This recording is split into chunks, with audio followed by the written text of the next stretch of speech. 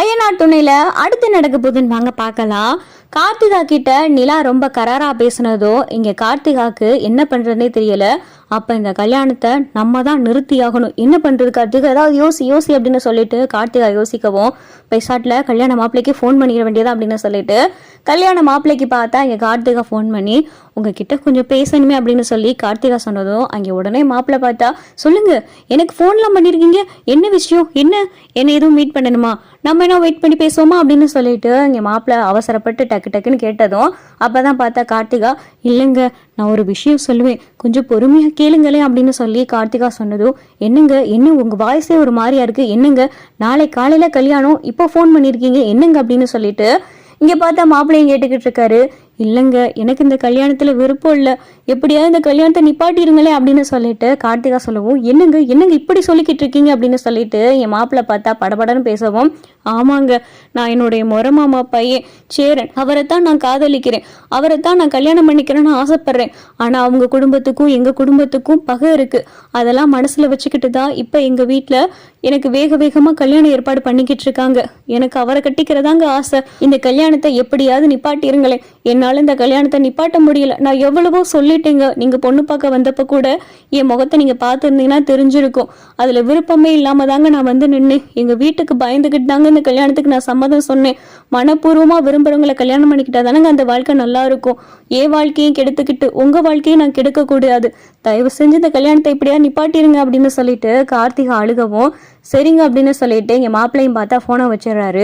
கார்த்திகா பார்த்தா உடனே நிலாவுக்கு போன் பண்ணி இந்த மாதிரி நடந்த விவரம் எல்லாத்தையும் சொன்னவும் நிலா கேட்டுட்டு என்னங்க, அவர் எதுவும் பெரிய பிரச்சனை பண்ணிட மாட்டாரே, இதை உங்க வீட்டுல சொல்லிட்டு உங்களுக்கு பிரச்சனை ஆயிராதா அப்படின்னு சொல்லிட்டு இங்க நிலா கேட்கவும் தெரியலங்க, ஆனா என் மனசுல இருக்கிறத அவர்கிட்ட சொல்லிட்டேன், நான் இன்னொருத்தரை விரும்புறேன்னு சொல்லிட்டேன், இந்த கல்யாணத்தை நிப்பாட்டுங்கன்னு சொல்லிட்டேன், இதுக்கு மேல என்ன நடக்குதோ பாத்துக்கலாங்க அப்படின்னு சொல்லிட்டு இங்க கார்த்திகா சொன்னதும் பரவாயில்லங்க, இவ்வளவு தூரமாவது கொஞ்சம் தைரியமா முடிவெடுத்தீங்களே, நான் சேரன் அண்ணா கிட்ட உங்களை பத்தி பேசுறேன், உங்க கல்யாண ஏற்பாடு சீக்கிரமே நடக்கும் அப்படின்னு சொல்லிட்டு நிலா சொன்னதும் உண்மையா நிலா அப்படின்னு சொல்லிட்டு கார்த்திகா கேட்டதும் இங்க பாருங்க, நீங்க உங்க வீட்டை எதிர்த்துட்டு சேரன் அண்ணாவை கல்யாணம் பண்ணிக்கிறேன், நீங்க தயார்னா கண்டிப்பா உங்க கல்யாணத்தை நான் நடத்தி வைக்கிறதுக்கு ஏற்பாடு பண்றேன் அப்படின்னு சொல்லிட்டு நிலா சொல்லவும் சரி நிலா, ரொம்ப நன்றி நிலா, நான் போனை வச்சிடறேன், அம்மா வர மாதிரி இருக்கு அப்படின்னு சொல்லிட்டு இங்க கார்த்திகா பார்த்தா போனை வைக்கவும் நிலா பார்த்தா சேரன் கிட்ட கார்த்திகா பத்தி பேசலாம் நினைக்கிறாங்க.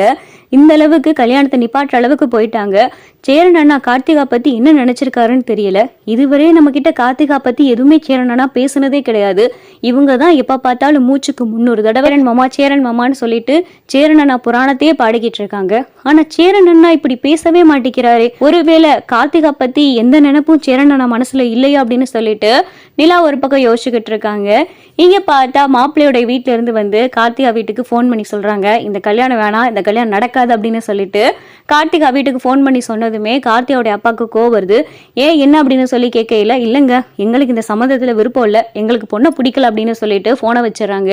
பொண்ணை பிடிக்கலையா, என்னங்க ஆச்சு அப்படின்னு சொல்லிட்டு கார்த்திகா அம்மா பார்த்தா ஒரே பதட்டத்தோட என்னங்க இப்படி வந்துட்டு கல்யாண நேரத்துல வந்துட்டு பொண்ணு பிடிக்கலன்னு சொல்லிக்கிட்டு இருக்காங்க, பொண்ணு பார்க்க வந்தப்ப எதுவுமே சொல்லவே இல்லை, அதுக்கப்புறம் எதுவுமே சொல்லல, இப்படி நாளைக்கு கல்யாணத்தை வச்சுக்கிட்டு இப்போ வந்து பொண்ணு பிடிக்கலன்னு சொல்லிக்கிட்டு இருக்காங்க, என்னங்க ஆச்சு அப்படின்னு சொல்லிட்டு கார்த்திகா அம்மா கேட்டதும் தெரியலடி, இது எதுவும் மக பார்த்த வேலையான்னு தெரியல, அது எப்படி நாளைக்கு கல்யாணத்தை வச்சுக்கிட்டு இன்னைக்கு இந்த பொண்ணு வேணாம் அப்படின்னு சொல்லுவாங்க, ஒருவேளை உன் அண்ணன் குடும்பத்துல இருந்து எதுவும் இந்த கல்யாணத்துக்கு எடுத்து விட்டுட்டாங்களோ அப்படின்னு சொல்லிட்டு கார்த்திகா அப்பா யோசிச்சுக்கிட்டு இருக்காரு.